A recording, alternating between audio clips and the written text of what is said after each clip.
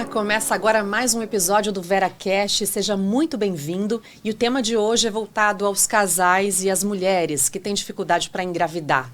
Junto aos nossos convidados, nós vamos falar sobre fertilidade e inseminação artificial. Então aqui comigo já está o Dr. Carlos Alberto Peta, ginecologista e especialista em reprodução humana. Bem-vindo ao VeraCast. Obrigado, Marcela. Como vão todos? A gente espera que vocês aprendam, se divirtam, né? E tenham bastante informação nova. Com certeza é um momento aqui de compartilhar muito conhecimento, né? Também comigo, Dr. Leonardo Silva, oncologista clínico. Como vai? Bem-vindo. Obrigado, Marcelo. Olá a todos. É uma alegria muito grande estar aqui com vocês hoje. Eu acho muito válido a gente já começar o episódio de hoje trazendo essa diferença, né, entre fertilização e inseminação artificial, para as pessoas que não conhecem entenderem. Qual é, Dr. Carlos? Então, a inseminação, imagina um procedimento mais simples, em que a gente acompanha a ovulação da mulher, isso é feito por ultrassom, e no momento que ela vai ovular, a gente seleciona os melhores espermatozoides do parceiro e coloca dentro do útero. Então, o que a gente vai estar fazendo? Nós vamos estar dando uma ajuda, né? Então, no melhor momento, está ovulando, os melhores espermatozoides, então não vai ter espermatozoide parado brigando com o espermatozoide que quer se movimentar, né? Estão mais perto da trompa, então você melhora as condições. É um procedimento simples que a gente faz em consultório, né? E que a gente espera uma taxa de gravidez ao redor de 12% a 15% e serve para aqueles que têm problema masculino que não é tão grave, serve para quem já tem um pouco mais de idade e você quer melhorar as condições e apressar a ocorrência dessa gravidez. E o outro lado a gente tem a fertilização in vitro. Fertilização já é diferente. O que a gente faz? Pega óvulo, pega espermatozoide, seleciona espermatozoides, junta os dois, observa a formação dos embriões. Então imagina que aquilo vai, esses embriões vão de 2 células, 4, 8, 20, até um estágio que tem 100 células, que a gente chama de blastocisto. Esse blastocisto, a gente pode voltar para dentro do útero, pode até analisar geneticamente esse embrião antes de colocar de volta dentro do útero. Então a gente consegue saber se esse embrião é normal geneticamente, se o embrião tem Down, a gente consegue saber o sexo do embrião e consegue pesquisar até várias doenças, que depois a gente vai discutir um pouco na fase do câncer de mama. Então imagina que é algo bastante diferente. Por quê? Na inseminação a gente colocava o espermatozoide dentro do útero. Ele ainda ia ter que nadar, ir para a trompa, encontrar o óvulo, entrar dentro do óvulo, fertilizar, formar um embrião. Na fertilização, não. Então, a gente já coloca dentro do útero o embrião pronto. Então, lógico que as chances são diferentes, né? Então, a gente imagina, para uma mulher abaixo dos 35 anos, chances de 60%, 70% de sucesso.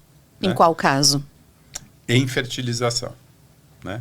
Inseminação, a gente já praticamente não faz depois dos 37, 38, porque as chances são muito menores. Qual seria o mais simples do ponto de vista médico, assim, a ser feito, menos invasivo para a mulher? A inseminação. Então é bem tranquilo. A fertilização, por exemplo, a gente tem que pegar os óvulos. Então, essa mulher passa por uma sedação, é algo tranquilo, dura 5, 10 minutos. É feito por ultrassom, não tem corte, mas tem mais procedimentos do que uma inseminação. O importante é a gente lembrar que cada procedimento tem a sua indicação. Então, a primeira coisa é fazer o diagnóstico. Tem gente que pode fazer inseminação para melhorar as chances. Tem gente que não vai adiantar fazer uma inseminação. Então, tem um problema de trompa, por exemplo, né? O espermatozoide não vai conseguir encontrar com o óvulo. Então, é igual a uma fertilização, né? Situações que é muito comum, por exemplo, endometriose é uma das principais causas de infertilidade feminina, né? E a gente não vai muito para a inseminação, porque tudo aquilo que atrapalha no meio ambiente para que ocorra uma gravidez vai também atrapalhar numa inseminação, que é muito parecido com o processo normal em casa e tudo isso. Então, cada um tem sua indicação. A fertilização, então, costuma ser mais eficiente, embora seja um pouco mais trabalhosa, complexa, vamos dizer assim, ou não? Ela é mais eficiente, claramente é muito mais eficiente, né? A gente, o que a gente tem de pudores com a fertilização? É um procedimento mais caro, né? Então, hoje, por exemplo, a gente faz muito mais fertilização do que fazia no passado, por exemplo. Então, a gente fazia muita cirurgia 20 anos atrás. Hoje, já são poucas as cirurgias de trompa. Endometriose, a gente é muito menos agressivo hoje em não operar e ir para um lado fertilização. Por que isso aconteceu? Porque os resultados da fertilização foram melhorando muito. Então, lá, 20 anos atrás, a chance de sucesso de alguém jovem era 15%, 20%. E a gente colocava um monte de embrião, né? E corria risco de gravidez múltipla, tudo isso. Hoje mudou. A chance melhorou muito e o risco diminuiu absurdamente, porque a gente coloca um embrião, no máximo 2, né? Então, as técnicas foram melhorando e por isso que a gente foi mudando o que faz. O que precisa na fertilização? Ter acesso, né? Então, aí é aquela briga que a gente tem de, olha, como é que nós vamos fazer para ter acesso? O serviço público não dá conta, né? Todos os serviços são privados. Então, a gente vai tentando iniciativas. Agora, acho importante também a gente trazer aqui essa discussão de que muitas mulheres, infelizmente, ainda sofrem pressão, inclusive da própria família, para engravidar, né? Isso é uma questão social que a gente tem que abordar e dizer o quanto ela prejudica também esse processo. Com certeza. Essa pressão, muitas das vezes, é uma construção social. Isso depende do meio em que a gente está inserido, né? Não só uma pressão social, mas uma pressão até da própria mulher, né, que se sente na necessidade de gestar, né? Muitas vezes ela, sim, tem o desejo de gestar, algumas vezes ela não tem, e quando ela não tem, isso gera um estresse maior, né? Porque, às vezes, a própria família, a própria sociedade, eventualmente até os próprios amigos não conseguem apoiar e entender a decisão da mulher. Então, mas naquela mulher que hoje, na sociedade moderna, né, que muitas vezes acaba adiando o momento da gestação, porque eu foco agora, eu vou focar na minha carreira profissional, eu vou me desenvolver, eu vou estudar. Outras realizações. E isso, obviamente, foi aumentando ao longo das últimas décadas, talvez desde a metade do século passado, porque as mulheres hoje, elas se emanciparam, tiveram mais acesso à educação, tiveram essa possibilidade de estudar, de serem independentes do homem, independentes do pai. Então, isso mudou muito, né? Então, hoje a mulher, na grande parte das vezes, não só no Brasil, mas em outros países também, a gravidez ela fica para um momento mais tardio, né? E quando a mulher toma essa decisão, quando ela quer engravidar e se sente pressionada, seja por ela mesma ou pela sociedade, essa pressão também atrapalha no processo de gravidez, né? Porque isso acaba gerando muita angústia e uma sensação de culpa, né? Às vezes a mulher se sente culpada porque ela não consegue engravidar, porque ela tem dificuldade ou até porque ela não deseja, né? E tendo essa pressão externa, o efeito final disso é aumentar mesmo questões de ansiedade, depressão e, obviamente, essas questões de saúde mental também estão muito relacionadas com a questão da fertilidade. E qual seria o momento exato de procurar um especialista quando essa mulher ou esse casal estão ali tentando, essas pessoas estão tentando engravidar e não conseguem? Tem um período ideal para isso?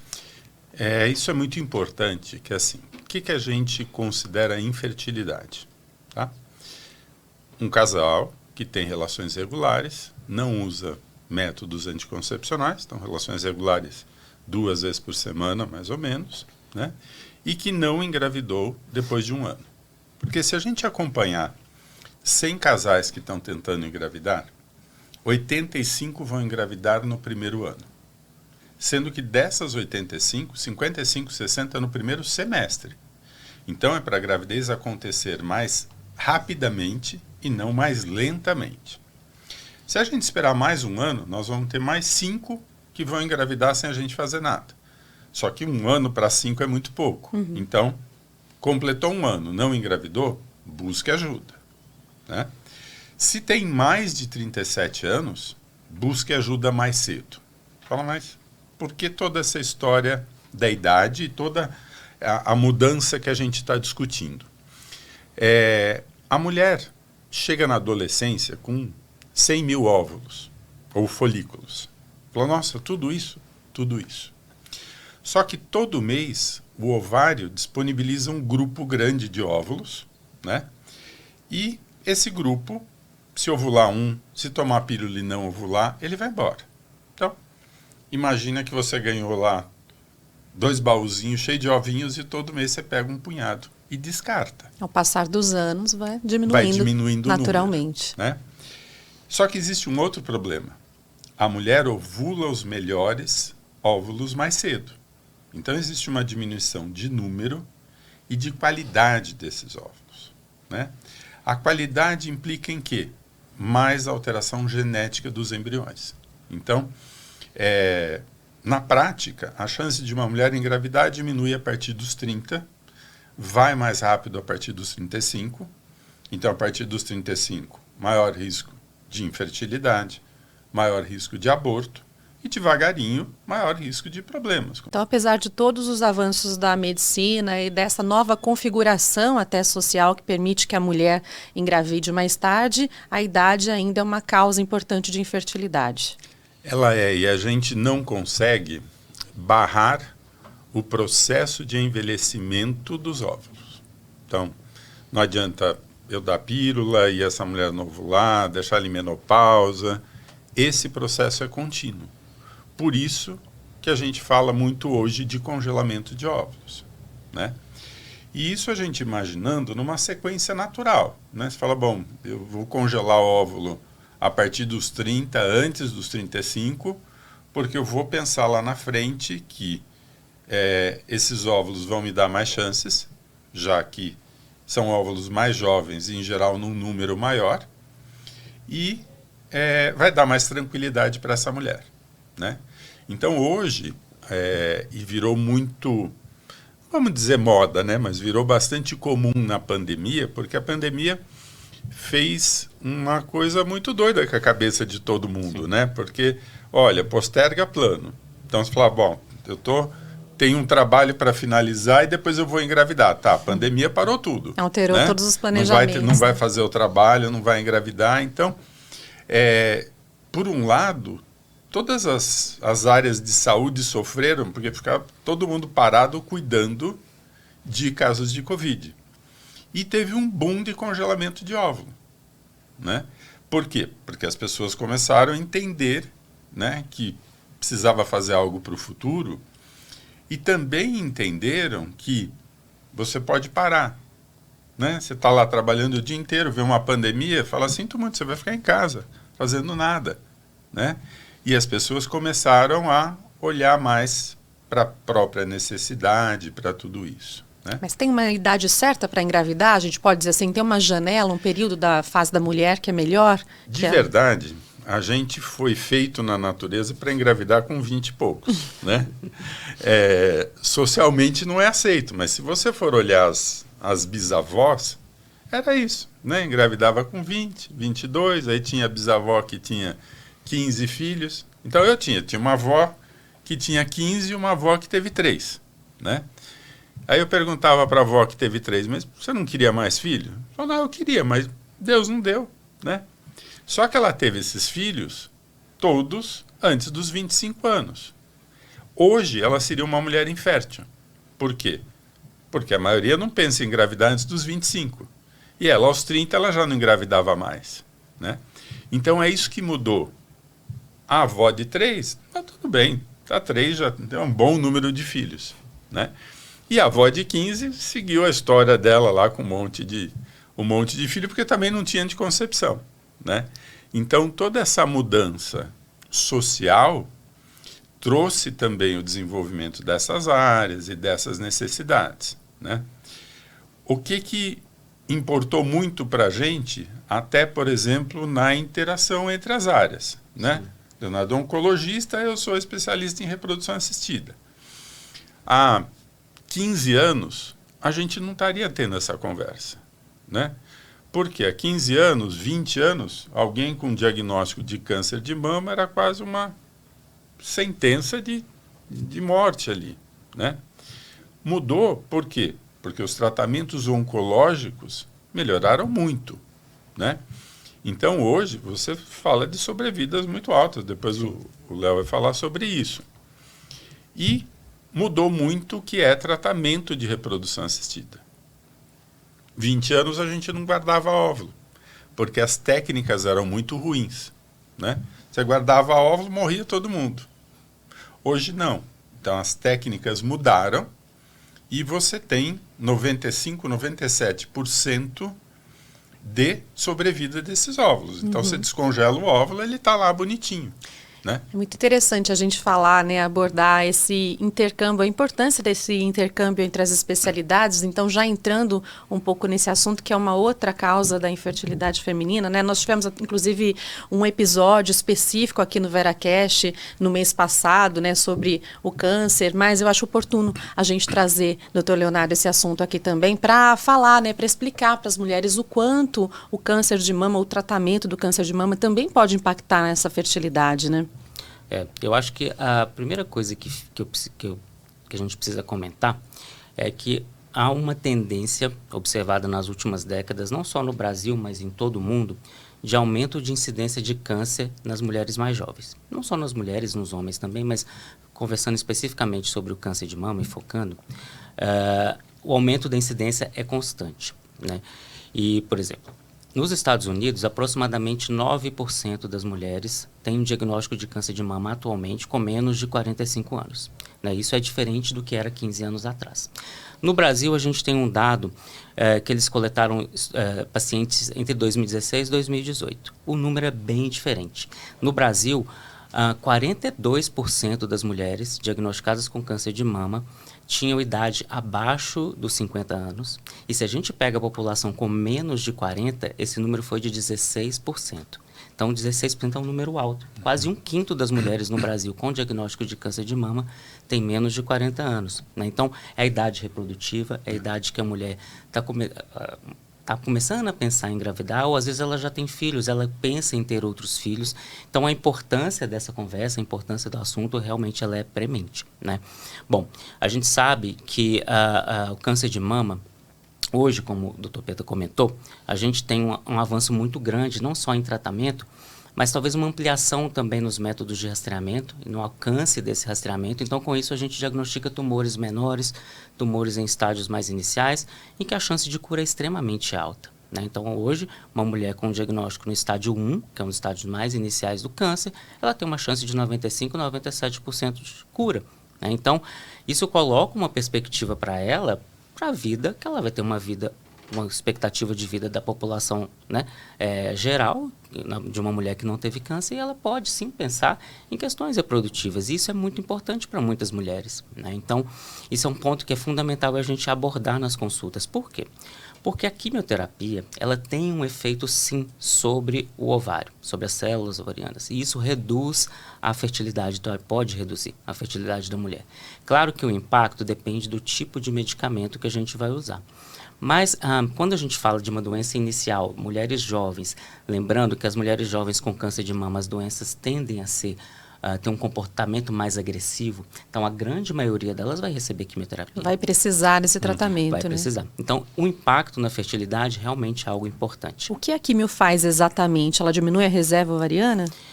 O que acontece é que a quimioterapia é um medicamento que a gente usa, que a gente fala que é citotóxico, ou seja, ele tem um efeito tóxico para a célula tumoral, que é o que a gente quer matar, a célula do câncer, ela mata diretamente a célula do câncer. Mas a quimioterapia ela não é específica para a célula tumoral, ela mata outras células normais do nosso organismo, ou seja, aquelas células que se dividem mais rapidamente, porque o efeito da quimioterapia é maior na célula quando ela tenta se multiplicar, ela tenta dividir. Então, as células da medula óssea, por exemplo, que produzem as células sanguíneas, por isso que com a quimioterapia cai a imunidade, pode dar anemia, pode dar plaquetas. No bulbo capilar, por isso que o cabelo cai. E as células, né, no ovário, elas têm um turnover, né, um processo de replicação muito rápido. Então, a quimioterapia tem um efeito não só de citotoxicidade das células ovarianas, mas também de diminuição, de levar, por exemplo, um aumento do risco de falência ovariana precoce, que a gente chama. Né? Então, é como se ela entrasse na menopausa mais precocemente. Então, tendo um diagnóstico de câncer, a mulher já tem que pensar antes de começar o tratamento em tomar alguma medida, em fazer algo para preservar essa reserva ovariana ou não? Exatamente isso. Então, é lógico que é um problema enorme. Né? Que o tratamento tem que começar rápido também, né? Sim. Você é jovem, muitas vezes sem filho, tem um diagnóstico de câncer de mama, então você já está preocupado com a tua própria vida, né? E ainda tem que se preocupar com o depois, que é a preservação. Então, eu estava conversando com uma paciente outro dia, ela falou, olha, parece que a gente está numa biblioteca e os livros vão caindo tudo na cabeça, né? Um pede um monte de exame de sangue, o outro pede um monte de exame de imagem, um vai falar sobre óvulo e futuro, o outro vai falar sobre tratamento. É muita coisa, né, para lidar, né? É muita coisa para lidar em pouco tempo, né? Por quê? A hora que o Léo falou, olha, não, você vai tratar, eles dão para a gente 20 dias, 30 dias no máximo.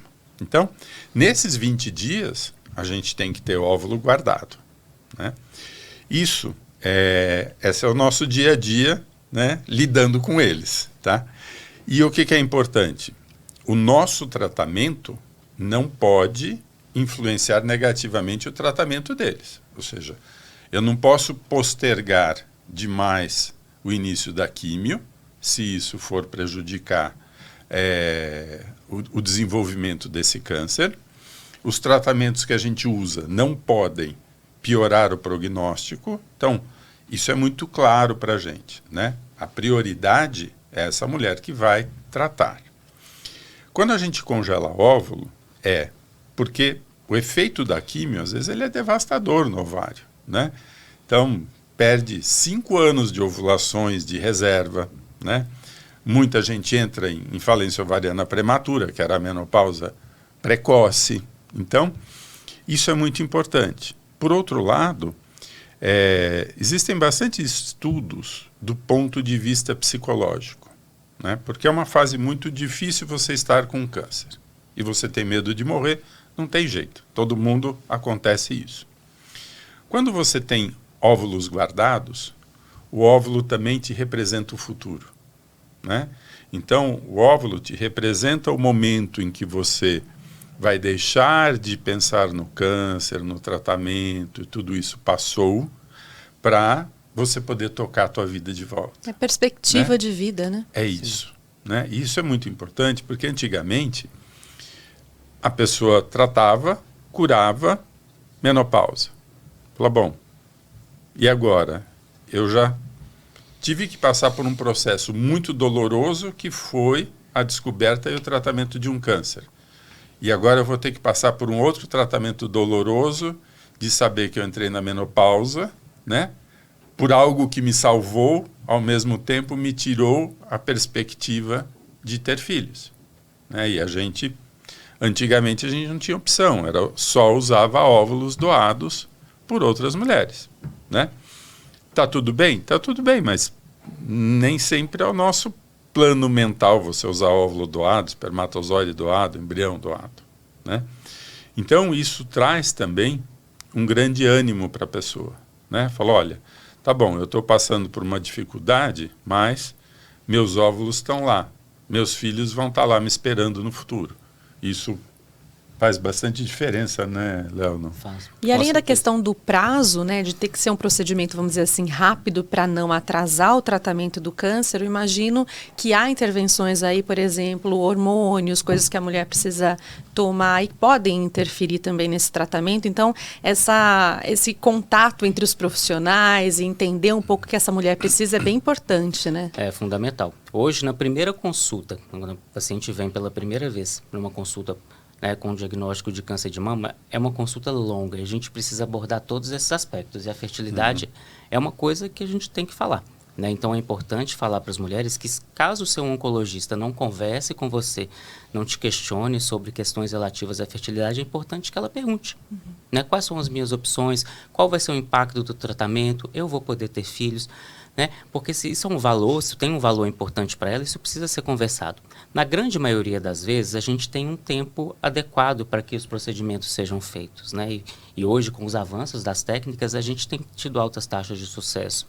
E a gente sabe, os estudos mostram que as pacientes precisam, né, fazer estímulo, fazer uso de medicações para fazer essa coleta. Isso não tem impacto algum no risco de progressão, de piora da doença.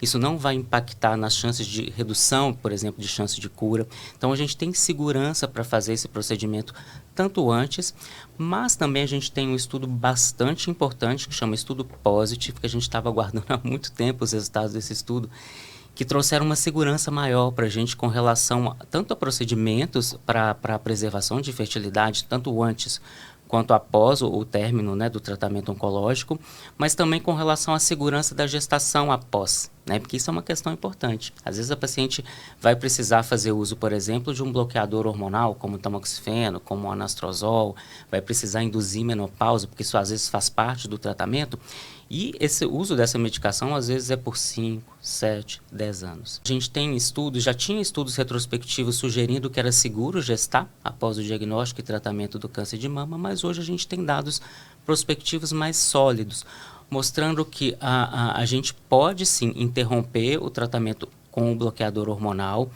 O prazo normalmente que a gente considera é de 18 a 24 meses, então ela termina a quimioterapia, faz a radioterapia e começa o uso da medicação. Após 18 a 24 meses, a gente precisa interromper a medicação, ela fica 3 meses sem uso para a gente eliminar toda a presença da medicação no organismo e aí ela começa o processo de tentar engravidar e a gente tem um prazo ali, geralmente, que a gente considera de 12 meses e aí nesse prazo, para ela tentar gestar, ter a gestação, ter o bebê, e depois a gente pode discutir a questão do aleitamento, que isso também é importante para as mulheres, né? Então, nesse intervalo de tempo, a gente conversa um pouco sobre isso, a questão do aleitamento, porque ela também não vai poder usar a medicação durante, e depois a gente retoma o tratamento.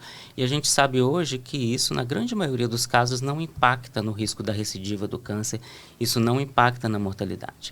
E é importante a gente comentar, porque os estudos mostram que nas mulheres tratadas por câncer de mama, a questão da infertilidade ela vem em segundo lugar. Ela só perde para o medo da recidiva do câncer. Então, a segunda preocupação da mulher realmente é com relação à infertilidade.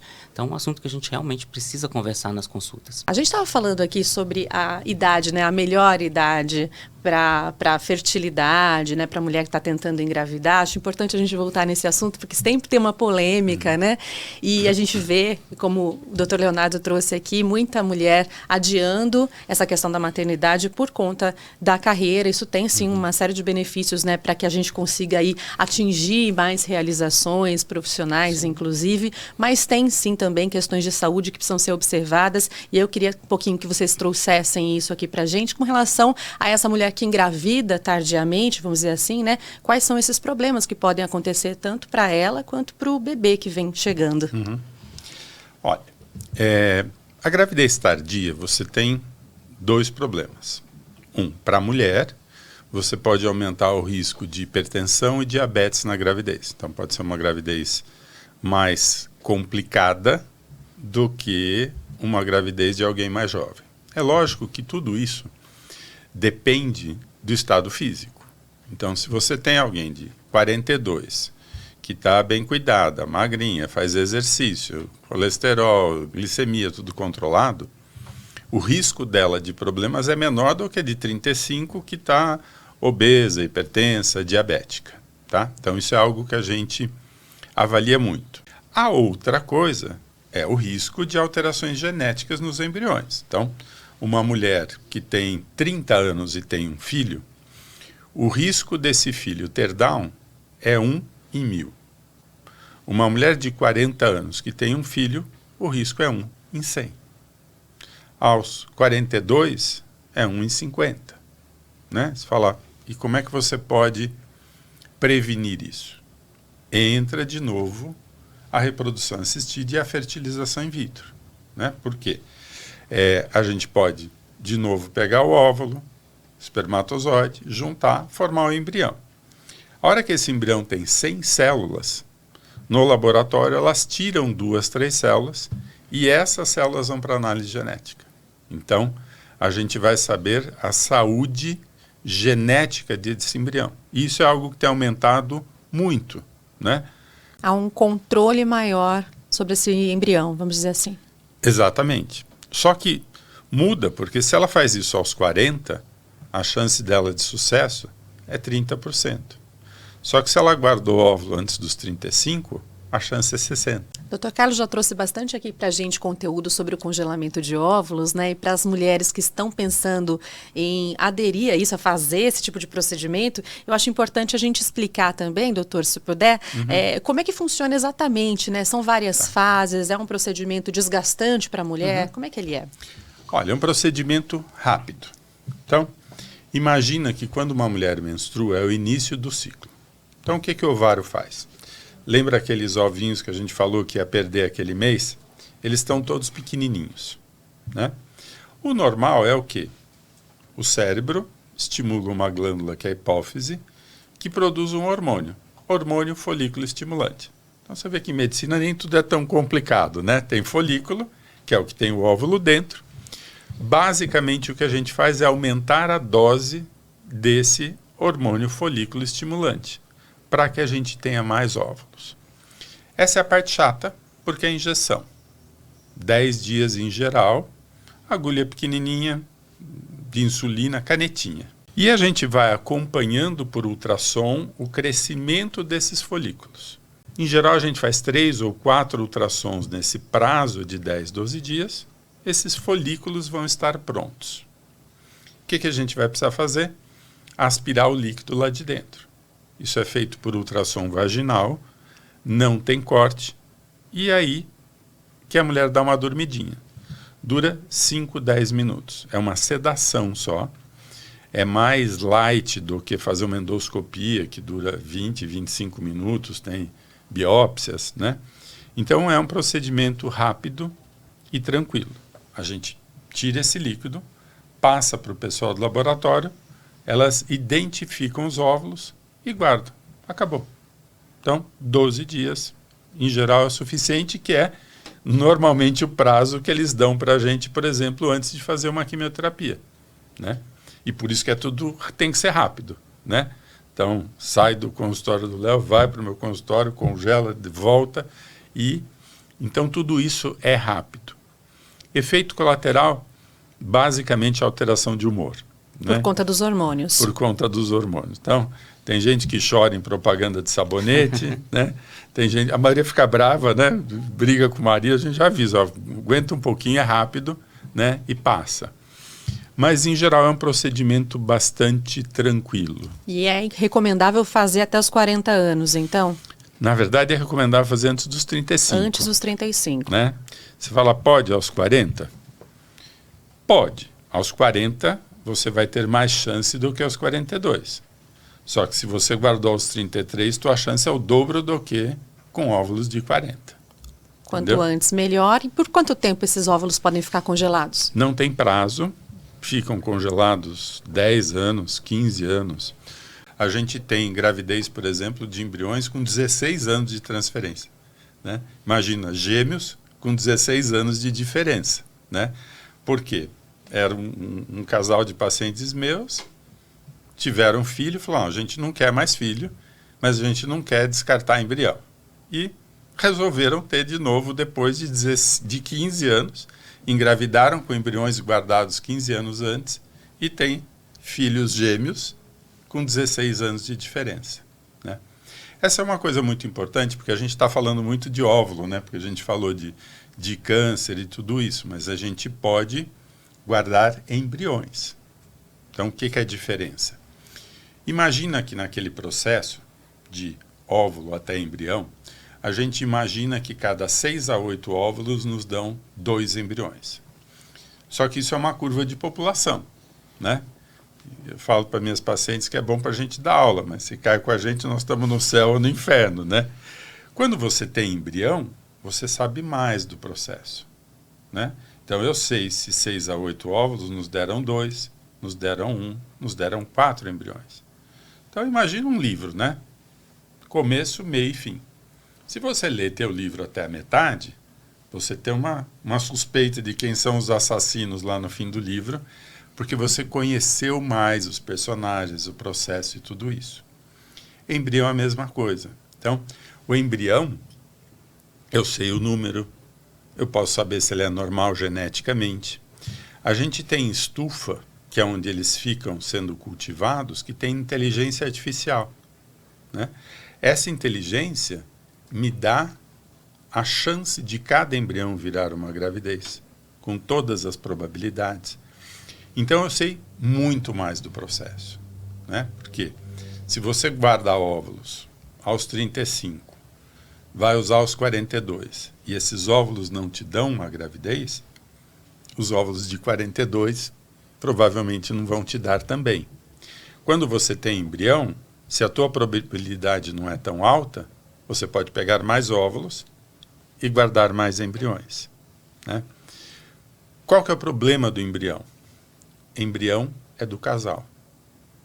Então, fizeram o embrião, dali 4 anos essa mulher resolveu engravidar, não está mais junto.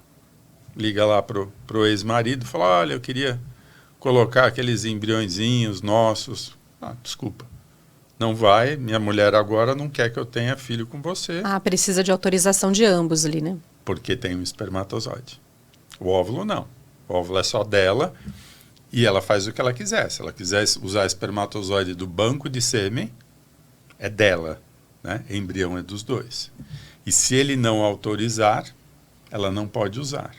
A outra coisa, pode ser que, olha, resolvi nunca engravidar na vida, né? Guardei óvulos. Você descarta a hora que você quiser, porque o ovário faz isso o tempo todo, descarta um monte de óvulos, né? Embrião, pode, pela norma, você pode descartar embriões depois de 3 anos, mas às vezes emocionalmente não é tão fácil você descartar um embrião quanto é um óvulo, por exemplo, né?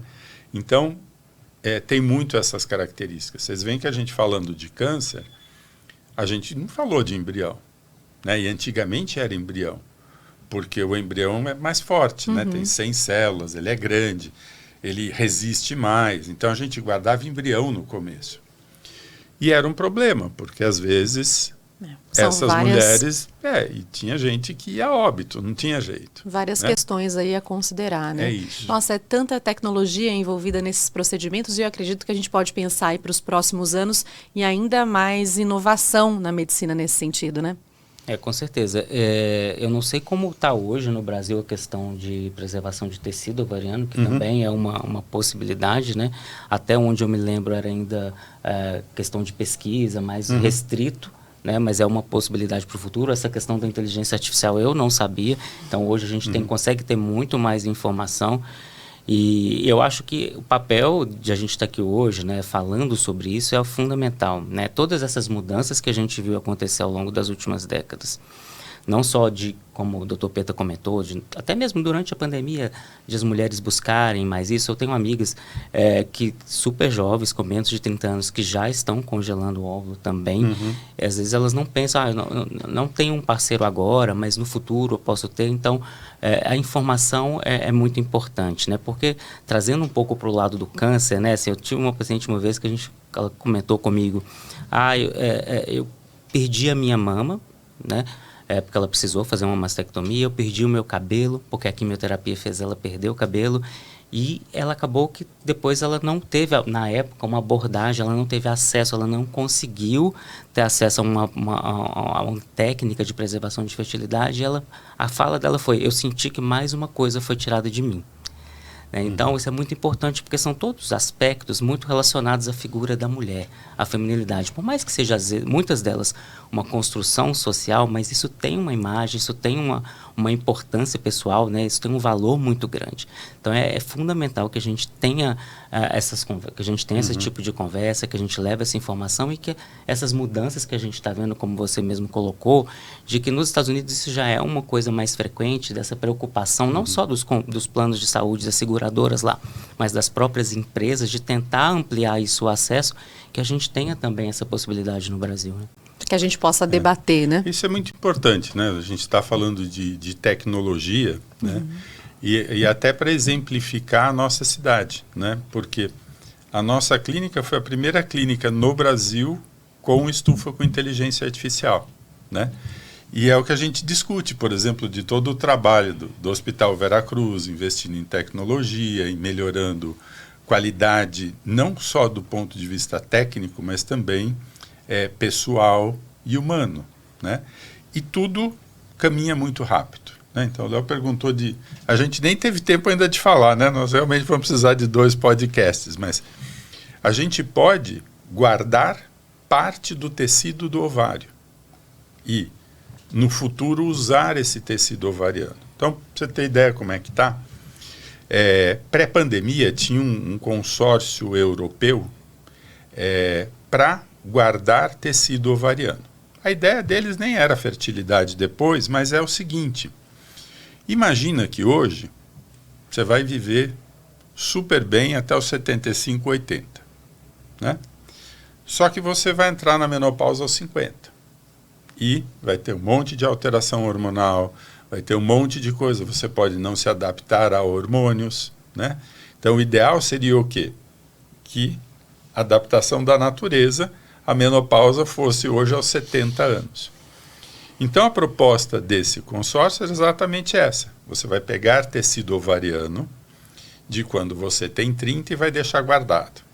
A hora que você entra na menopausa aos 50, devolve esse tecido ovariano para o corpo, ele começa a produzir hormônio de novo. Então, você postergou a sua vida hormonal, vamos chamar assim, tá? Mas isso pode ser utilizado. Por exemplo, ela vai falar, olha, adoraria te dar 20 dias para você pegar óvulo, ela descansar e eu fazer a quimioterapia. Não tem, você tem 3 dias. Então, uma alternativa é congelar o tecido ovariano.